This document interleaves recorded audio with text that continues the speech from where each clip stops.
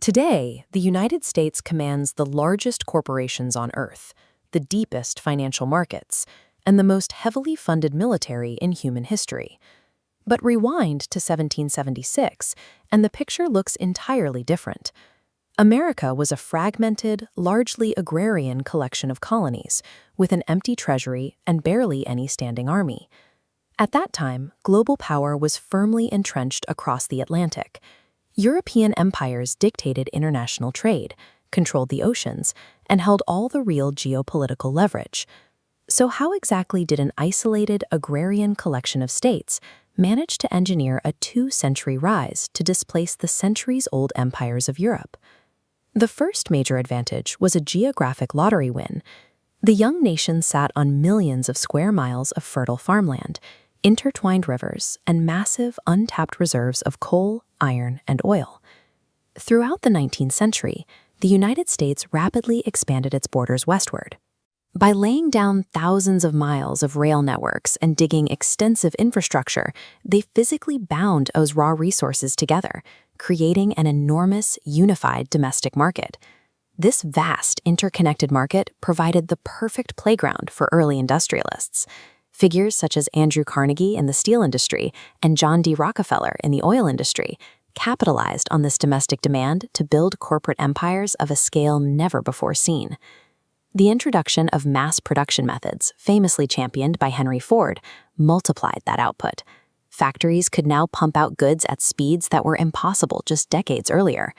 Through geography and steel, the United States built a self-contained economic engine, one that was protected by an ocean from the constant border wars of Europe. That geographic distance proved crucial in the first half of the 20th century.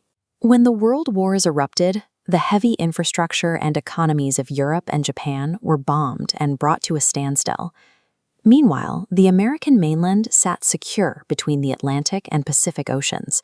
Not a single domestic factory was targeted. Safe from the fighting, the United States transformed into the arsenal of democracy. American assembly lines ran 24 hours a day, generating massive revenue by selling weapons, vehicles, and food to allies with destroyed industries.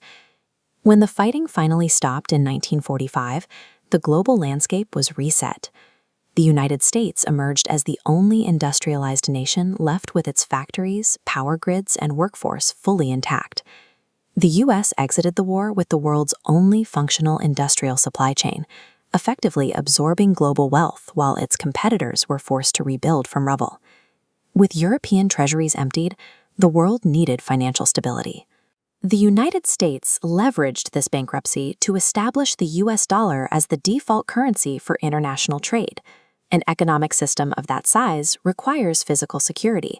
The U.S. began pouring hundreds of billions into a network of overseas military bases and naval fleets to actively protect global trade routes. This unique combination of stability and deep pockets became a magnet. Millions of people, including many of the world's brightest scientists, doctors, and engineers, migrated to America in search of opportunity. That constant injection of international talent fueled decades of innovation. It drove the computing boom, the birth of the internet, and the modern AI race, keeping the American economy technically superior. It formed a tight cycle, an overwhelming military to secure the shipping lanes, trade running strictly on the American dollar, and a massive wealth surplus used to continually buy the globe's smartest minds.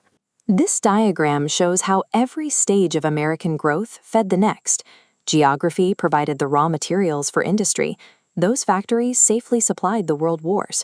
That profit established the dollar, and the dollar now buys the global talent required to sustain a technical edge. This engine acts as a global vacuum, continuously extracting capital and intellectual talent from the rest of the world to maintain its own momentum.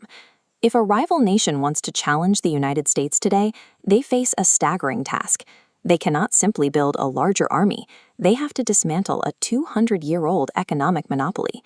Looking at the geopolitical map right now, the question is whether any single country possesses the combined resources, currency power, and demographic pull to rival this system in the coming decades. Let us know what you think. Is there a true challenger on the horizon, or is the American system built to last? Drop your thoughts in the comments below, and don't forget to like and subscribe. Thanks for watching.